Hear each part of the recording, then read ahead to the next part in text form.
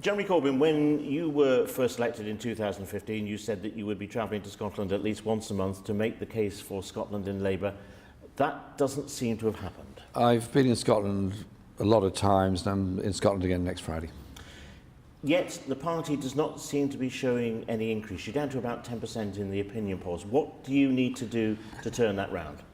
I think discuss the economy issues facing the whole of the UK, the need for an investment strategy and a national investment bank that can support new and expanding industries and improved infrastructure across the whole of the UK, and deal with issues of UK-wide inequality. And I've been trying to address those issues in some of the activities we've been doing this week, and of course the NHS crisis, which affects the whole of the UK because of the funding issues, and we'll be addressing many of those issues, as well as of course the development of our party and its party activities. Do you agree with Kezia Dugdale, the leader in Scotland, that actually it is now time for a new Act of Union? I want us to look at the constitutional relationships. I wouldn't use the words new Act of Union. What we'll be doing is looking at a new constitutional convention for the whole of the UK, because there are issues of lack of democracy in parts of our political structure, such as the unelected upper chamber, the House of Lords. There is a huge issue about regional government across England, and there is a need to have a discussion about the relative powers in Scotland, in Wales and in Northern Ireland of devolved assemblies. While we are dealing with constitutional matters, what is your view about a second independence referendum for Scotland?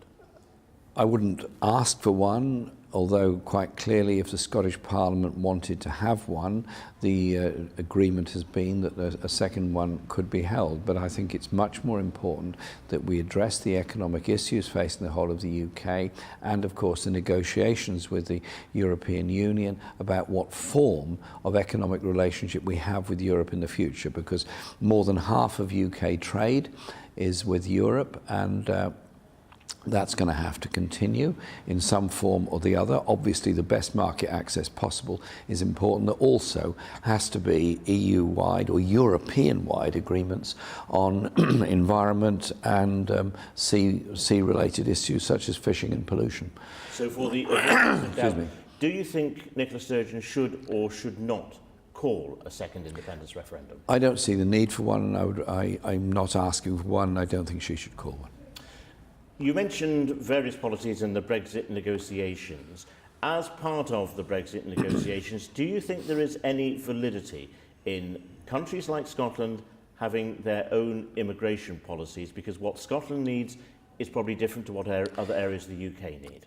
I think it would be very difficult to have regional economic development which is so independent of the rest of the country.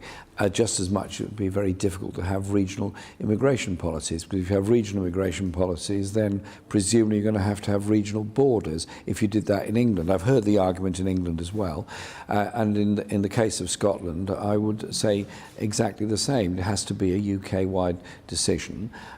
Clearly Scotland, like other parts of the UK, does benefit from EU workers that come there, does benefit from their skills, and indeed people from Scotland do go, live and work in other parts of Europe and come and go quite frequently. That is actually a good thing. If you ever want to be Prime Minister, you either have to have a major Labour recovery in Scotland or perhaps have the support of parties like the SNP. Could you see yourself working with the SNP? We're working to get Labour MPs and Labour councillors elected. That's what we're doing, and that's what we do all the time. And we'll be doing that, of course, all through this coming year. In Parliament, when we're opposing what the Tories are doing, where other parties come on side with us, then we work with them on those issue by issue. So this week, for example, the SNP did support our NHS motion, and I'm grateful to them for that. Jeremy Corbyn, thank you very much.